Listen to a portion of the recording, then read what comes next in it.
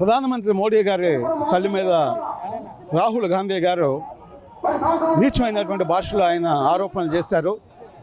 భారతదేశంలో భారత మాతాకి జై అంటాం, మహిళలకు ఇచ్చే గౌరవం అది మనం చెప్పలేము, ఇంత వర్ణించలేమన్నమాట.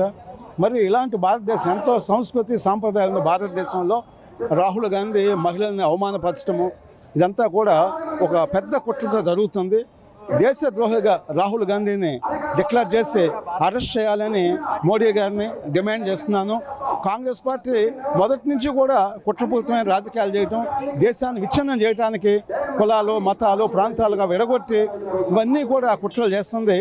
ఇప్పటికైనా కూడా సోనియా గాంధీ బహిరంగ క్షమాపణలు చెప్పి వాళ్ళు చేసే కుట్రలు మొదటి నుంచి కూడా కాంగ్రెస్ పార్టీ వాళ్ళ మోడీ మీద తల్లిగారి మీద ఆవిడకి దగ్గరగా 90 సంవత్సరాలు ఉండొచ్చు అన్నమాట. మరి 100 సంవత్సరాలు ఉన్నటువంటి మహిళల మీద కూడా ఇవాళ రాజకీయాల కోసం అధికారం కోసం ఇవాళ తప్పుడు ఆరోపణలు, అదేవిధంగా మహిళలను కించపరచడం అనేది భారతదేశంలో ఉన్నటువంటి మహిళల మొత్తాన్ని కూడా అవమానించినట్టాను. మహిళా ద్రోహిగా రాహుల్ గాంధీని డిక్లేర్ చేయడమే కాకుండా దేశం నుంచి బహిష్కరించాలని డిమాండ్ చేస్తున్నాను. Velpur Srinivasa Rao, political analyst.